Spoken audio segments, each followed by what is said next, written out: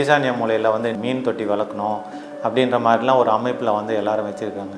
ஆக்சுவலாக நம்மளுடைய இந்திய கலாச்சாரப்படி இது மீன் தொட்டிக்கு வந்து நம்ம வாஸ்துவில் வந்து இடமே கிடையாது. இது வந்து ஃபெங்ஷுயில் தான் வந்து இதெல்லாம் வந்து பெருசாக கொண்டாடுறாங்க. வந்ததுலேருந்து எங்களுக்கு வந்து பொருளாதாரம் சரியில்லை, எங்களுக்கு வந்து அடி மேலே அடி விழுந்துட்டுருக்கு, இந்த வீடு வந்து மாறி நாங்கள் 1 இயர் ஆகுது, இந்த 1 இயருக்கு அப்புறம் எங்களுக்கு வந்து நிறைய இது இருக்குது அப்படின்ற மாதிரி ஒரு நிகழ்வு வந்து அவங்களுக்கு சுட்டிக்காட்டணும். இப்போ அவங்க ஜாதகத்தை வந்து வாங்கி நம்ம அக்ஷய லக்ன பദ്ധதியில் வந்து அவங்களுக்கு என்ன நிகழ்வுகள் வந்து சரியில்லை அப்படின்னு பார்த்தோம்னா, அவங்களுக்கு இந்த 6ஆம் பாவம்னு சொல்லக்கூடிய கடனும் 8ஆம் பாவம்னு சொல்லக்கூடிய இதுவும் தீராத பிரச்சனைகளும் வந்து இருக்குது. இந்த கரெக்டான மாடிப்படி ஸ்பைரல் ஸ்டெப்ஸு கரெக்டாக பிரம்மஸ்தானத்தில் இருக்குது. ஸோ இந்த வீட்டோட பெண்களுக்கு வந்து இது வந்து ஒரு சரியான அமைப்பே இல்லை.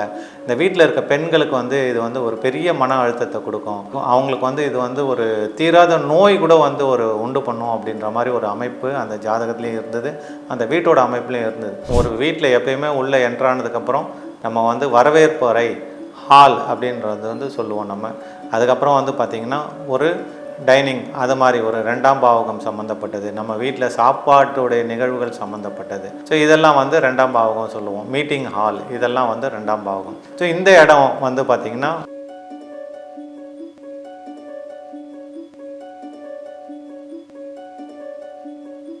பக்தி கஃபே நேயர்கள் அனைவருக்கும் வணக்கம். நான் உங்கள் ALP astrologer and vastu consultant Giri Janakiraman. நம்ம இன்றைக்கி இந்த பதிவில் வந்து வாஸ்து சம்மந்தமான பதிவில் என்ன பார்க்க போகிறோம்னா, வீட்டில் எந்தெந்த திசையில் எந்தெந்த பொருட்கள் வந்து இருக்கலாம், எந்தெந்த திசையில் எந்தெந்த பொருட்கள் இருக்கக்கூடாதுன்றதை பற்றி பார்க்க போகிறோம். மெயினாக நம்ம வந்து பார்த்தோம்னா நிறைய வீட்டில் வந்து பார்த்திங்கன்னா இந்த மீன் தொட்டி வளர்க்குறது, ஈசானிய மூலையில் வந்து மீன் தொட்டி வளர்க்கணும் அப்படின்ற மாதிரிலாம் ஒரு அமைப்பில் வந்து எல்லோரும் வச்சுருக்காங்க.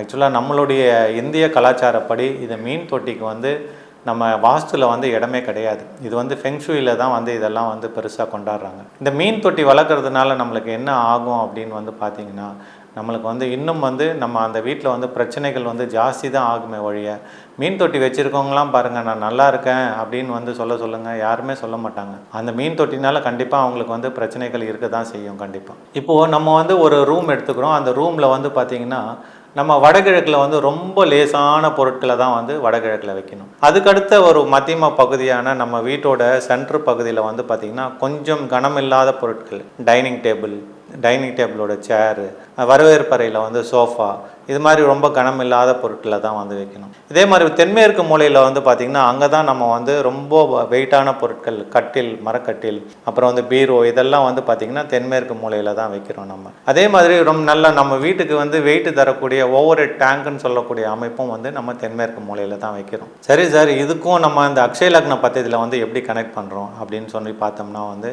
இதில் வந்து நம்மளுக்கு வந்து இந்த 4ஆம் இடம்னு வந்து சொல்லக்கூடிய நம்மளுடைய வீடு எப்படி இருக்குது, இந்த வீட்டோட அமைப்புகள் வந்து எப்படி இருக்குது, இதில் வந்து எந்த கிரகம் வந்து நம்மளுக்கு வந்து பர்சன்டேஜ் வந்து நல்லா இருக்குது, இந்த பர்சன்டேஜை வச்சுட்டு நம்ம வந்து வீட்டில் எந்த பொருளை எந்த இடத்துல வைக்கலாம்னு சொல்ல முடியுமானா கண்டிப்பாக சொல்ல முடியும். அதுக்கு வந்து வந்து உதாரணமாக ஒரு நிகழ்வு வந்து சொல்லலாம். நம்ம இப்போ சமீபமாக வந்து ஒரு வீட்டுக்கு போயிருந்தோம், நல்ல பெரிய பங்களா டைப் வீடு. அந்த பங்களா டைப் வீடில் வந்து பார்த்திங்கன்னா அவங்களுக்கு இந்த தெற்கும் தென்மேற்கும் வந்து பார்த்திங்கன்னா ரொம்ப லோயராக இருக்குது, வடகிழக்கு வந்து பார்த்திங்கன்னா ஹையராக இருக்குது. அதே மாதிரி அங்கே இருக்க ரூம்ஸோட அமைப்பும் பார்த்திங்கன்னா வடகிழக்கில் தான் ஹைட்டு ஜாஸ்தியாக இருக்குது, வடகிழக்கில் தான் வந்து பெட்ரூம் இருக்குது, வடகிழக்கில் தான் கட்டில் போட்டிருக்காங்க. அந்த வீட்டில் வந்து பார்த்திங்கன்னா ஒரே பிரச்சனை. அவங்க வந்து வந்ததுலேருந்து எங்களுக்கு வந்து பொருளாதாரம் சரியில்லை, எங்களுக்கு வந்து அடி மேலே அடி விழுந்துட்டுருக்கு, இந்த வீடு வந்து மாறி நாங்கள் 1 இயர் ஆகுது, இந்த 1 இயருக்கு அப்புறம் எங்களுக்கு வந்து நிறைய இது இருக்குது அப்படின்ற மாதிரி ஒரு நிகழ்வு வந்து அவங்களுக்கு சுட்டிக்காட்டணும். இப்போ அவங்க ஜாதகத்தை வந்து வாங்கி நம்ம அக்ஷய லக்ன பദ്ധதியில் வந்து அவங்களுக்கு என்ன நிகழ்வுகள் வந்து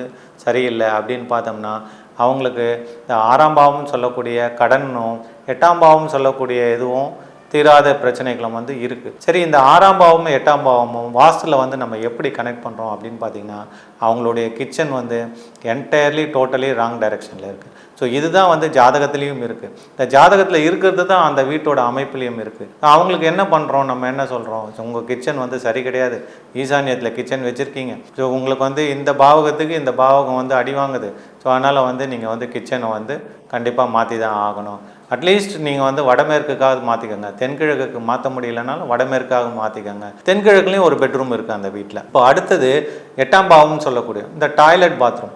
இந்த டாய்லெட் பாத்ரூம்லாம் வந்து பார்த்தீங்கன்னா ஒரு வீட்டில் எங்கே இருக்கணும்னா வடமேற்கு மூலையில் தாங்க இருக்கணும் டாய்லெட் பாத்ரூம். அது ஒவ்வொரு ரூமுக்குமே நம்ம வாஸ்து பார்க்கணுமானா ஒவ்வொரு ரூமுக்குமே வந்து நம்ம வாஸ்து பார்க்கணும். இப்போது ஒவ்வொரு ரூம்லேயும் இண்டிவிஜுவல் ரூம்லேயும் வந்து பார்த்திங்கன்னா வடமேற்கு சம்மந்தப்பட்ட இடங்களில் தான் வந்து டாய்லெட்டோ பாத்ரூமோ வந்து கண்டிப்பாக நம்ம வந்து இருக்கணும்னு சொல்லுவோம். சரி, இந்த டாய்லெட் பாத்ரூம் வந்து அந்த வீட்டில் எந்த அமைப்பில் இருந்ததுன்னா அவங்களுக்கு வந்து பார்த்திங்கன்னா கரெக்டாக எக்ஸாக்டாக தென்மேற்கு மூலையில் டாய்லெட் பாத்ரூம் இருக்குது. இந்த தென்மேற்கு மூலையில் இருக்க டாய்லெட் பாத்ரூமை எடுத்து நீங்கள் வந்துட்டு வடமேற்கு மூலைக்கு வந்து மாற்றுங்க அப்படின்றது மாதிரி வந்து நம்ம சொல்லியிருந்தோம். ஏன் இந்த நிகழ்வுகள் வந்து நம்மளுக்கு வந்து வடமேற்கில் வந்து டாய்லெட் பாத்ரூம் வைக்கிறோம், தென்மேற்கில் ஏன் டாய்லெட் பாத்ரூம் வைக்கக்கூடாது அப்படின்னு சொன்னீங்கன்னா, நம்ம இந்த டாய்லெட் பாத்ரூம்ன்றது வந்து பார்த்திங்கன்னா சனி பகவானுக்கு உண்டான ஆதிக்கத்துக்கு உண்டானது. இப்போது நம்ம வந்து ஒரு தொழில் நல்லா இருக்கணும், வீட்டில் வந்து அந்த தொழில் ஓடிட்டே இருக்கணும், வீட்டு தலைவர் வந்து வேலை செஞ்சுட்டே இருக்கணும் அப்படின்ற மாதிரி வந்து பார்த்திங்கன்னா நீங்கள் வந்து இந்த சனி பகவானோட நிகழ்வுகள் வந்து அங்கே நல்லா இருக்கணும். இப்போ இந்த சனி பகவானுக்கு உண்டான இடம் எதுன்னு பார்த்தீங்கன்னா நம்ம வீட்டில் மேற்கும் மேற்கு சார்ந்த திசைகளும்.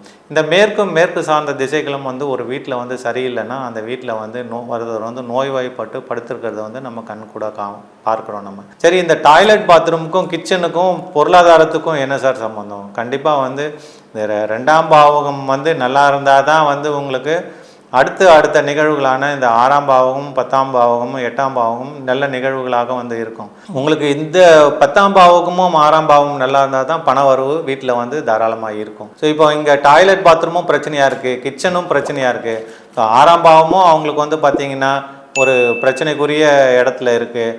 தீராத பிரச்சனைகளும் பார்த்திங்கன்னா அது எங்கே இருக்குதுன்னு பார்த்திங்கன்னா அவங்களுக்கும் அதுவும் வந்து ஒரு பிரச்சனையாக இருக்குது. ஸோ இது மாதிரி வந்து நம்ம அக்ஷய லக்ன பദ്ധதியில் வந்து அவங்களுக்கும் வந்து என்ன சொல்கிறோன்னா, உங்களுடைய கிரகங்கள் வந்து இந்தந்த கிரகங்கள் தான் வந்து நல்லா இருக்குது, இந்த கிரகங்கள் வந்து உங்களுக்கு வேல்யூ வந்து இல்லை, மைனஸில் இருக்குது, அதில் வந்து 20% தான் இருக்குது, 80%க்கு மேலே எந்த கிரகம் இருக்கோ அந்த கிரகத்தோட வந்து நீங்கள் கனெக்ட் பண்ணி அவருக்கு வந்து நீங்கள் வந்து இப்போ அவருக்கு வந்து பார்த்திங்கன்னா கிழக்கு திசை வந்து நல்லா இருந்தது, சூரியன் வந்து நல்லா இருக்குது.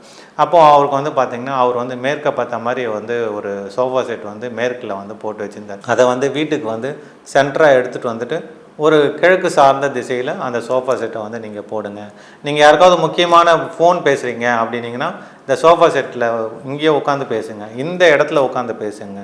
ஸோ அப்படின்ற மாதிரி ஒரு நிகழ்வுகள்லாம் வந்து நம்ம இந்த அக்ஷய லக்ன பദ്ധதியில் வந்து வாஸ்து சம்மந்தமாக இதில் வந்து நிறைய டிப்ஸை வந்து நம்ம ஒவ்வொரு வாடிக்கையாளருக்கும் வந்து சொல்லிகிட்டே இருக்கணும். நம்ம இப்போ வந்து பார்த்திங்கன்னா ஒரு பார்த்த பங்களா தான், அந்த பங்களாவில் வந்து பார்த்திங்கன்னா அவங்களுக்கு மாடிப்படி எங்கே இருக்குன்னா அந்த வீட்டோட சென்ட்ரு போர்ஷனில் இருக்குது. இந்த வீட்டோட சென்ட்ரு போர்ஷன் நம்ம எப்போவுமே என்ன சொல்லுவோம்னா அது வந்து பிரம்மஸ்தானம்னு சொல்லுவோம். இந்த பிரம்மஸ்தானத்தில் வந்து ஏன் இவங்க வீட்டில் வந்து மாடிப்படி இருக்குது அப்படின்ற ஒரு அமைப்பு வந்து பார்த்திங்கன்னா அவங்க சுற்றி வந்து எதுவுமே பொருத்தமில்லாத ரூம்ஸு, அதான் இப்போ சொன்ன மாதிரி வந்து வடகிழக்கில் வந்து கிச்சன் வச்சுருக்காங்க, தென்கிழக்கில் வந்து பெட்ரூம் வச்சுருக்காங்க.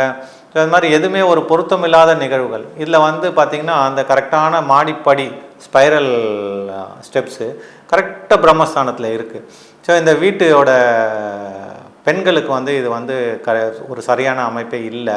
இந்த வீட்டில் இருக்க பெண்களுக்கு வந்து இது வந்து ஒரு பெரிய மன அழுத்தத்தை கொடுக்கும், அவங்களுக்கு வந்து இது வந்து ஒரு தீராத நோய் கூட வந்து ஒரு உண்டு பண்ணும் அப்படின்ற மாதிரி ஒரு அமைப்பு அந்த ஜாதகத்துலேயும் இருந்தது, அந்த வீட்டோட அமைப்புலேயும் இருந்தது. அப்போ அந்த வீட்டுக்கு போகும்போது நம்ம என்ன கேட்குறோன்னா, இந்த வீட்டில் இருக்கவங்களுக்கு வந்து கேன்சர் சம்மந்தப்பட்ட கட்டி ஏதாவது இருக்கா அப்படின்ற மாதிரி கேட்டோம் நம்ம. ஆமாம், அவங்களும் வந்துட்டு ஆமாம் சார் இப்போ வந்து ஐடென்டிஃபை பண்ணியிருக்காங்க, ஸ்டார்டிங் ஸ்டேஜு, ஸோ அதனால் அதுக்கு வந்து ட்ரீட்மெண்ட் பண்ண போகிறோம் அப்படின்ற மாதிரி சொல்லியிருக்காங்க. இதே இந்த வாஸ்துவில் வந்து பார்த்திங்கன்னா இந்த படிக்கட்டு அமைப்புகளும் தவறான ஒரு கட்டிட அமைப்புகளும் ஏன் வந்து நம்மளுக்கு வந்து இது மாதிரி ஒரு நோய்களை வந்து உண்டு பண்ணுதுன்னா கண்டிப்பாக அந்த இடத்துல பிரம்மஸ்தானத்தில் வந்து நம்ம வந்து அதிகமாக லோடே கொடுக்கக்கூடாது. இது மட்டும்தான் காரணமா அப்படின்னா அவங்க வீட்டில் வந்து பெட்ரூமில் வந்து பார்த்திங்கன்னா தென்கிழக்கில் வந்து அட்டாச்சு பாத்ரூம் இருக்குது. இந்த தென்கிழக்கில் இருக்கிற அட்டாச்சு பாத்ரூமும் இந்த பிரச்சனைக்கு வந்து ஒரு காரணம். ஸோ முற்றிலுமாக வந்து இருக்கக்கூடாத இடத்துல எது எல்லாம் இருக்கணுமோ அப்படின்றத வந்து ஒரு ஷார்ட்டாக பார்ப்போம். நம்ம ஒரு வீட்டில் எப்பயுமே உள்ளே என்ட்ரானதுக்கப்புறம் நம்ம வந்து வரவேற்பு அறை ஹால் அப்படின்றது வந்து சொல்லுவோம் நம்ம.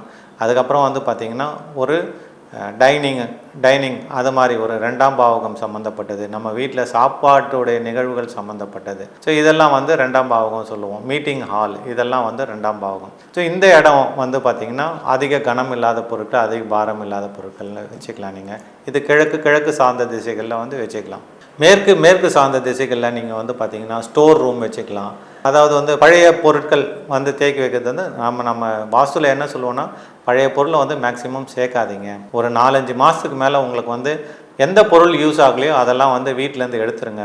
அதுவே வந்து வீட்டில் வந்து ஒரு பெரிய நெகட்டிவிட்டியை வந்து கிரியேட் பண்ணிடும் அப்படின்ற மாதிரி சொல்லுவோம். வடமேற்கில் வந்து பார்த்திங்கன்னா டாய்லெட் பாத்ரூம் வரலாம். அங்கே ஒரு பெட்ரூம் வச்சுட்டு அங்கே ஒரு டாய்லெட் பாத்ரூம் கண்டிப்பாக பண்ணலாம். அது தென்மேற்கில் வந்து அங்கேயும் வந்து ஒரு மாஸ்டர் பெட்ரூம் அது மாதிரி அமைப்புகளை பண்ணலாம். தென்கிழக்கில் வந்து ஒரு கிச்சன் போன்ற அமைப்புகளை அங்கே வந்து நம்ம செஞ்சுக்க முடியும். அந்த ஒவ்வொரு ரூம்லேயும் எகைன் வந்து நம்ம பார்த்தோம்னா ஒவ்வொரு திசைகளையும் நம்ம ஐடென்டிஃபை பண்ணி அதுக்கு இந்த ஃப்ரிட்ஜ் எங்கே இருக்கலாம், கிச்சன் மேடை எங்கே இருக்கலாம், வாஷிங் மிஷின் எங்கே இருக்கலாம், டிஷ்வாஷர் எங்கே இருக்கலாம் அப்படின்றது முதல் கொண்டு நம்ம வந்து இந்த படி எங்கே இருக்கலாம், படிக்கு கீழே என்ன வரலாம் என்ன வரக்கூடாது.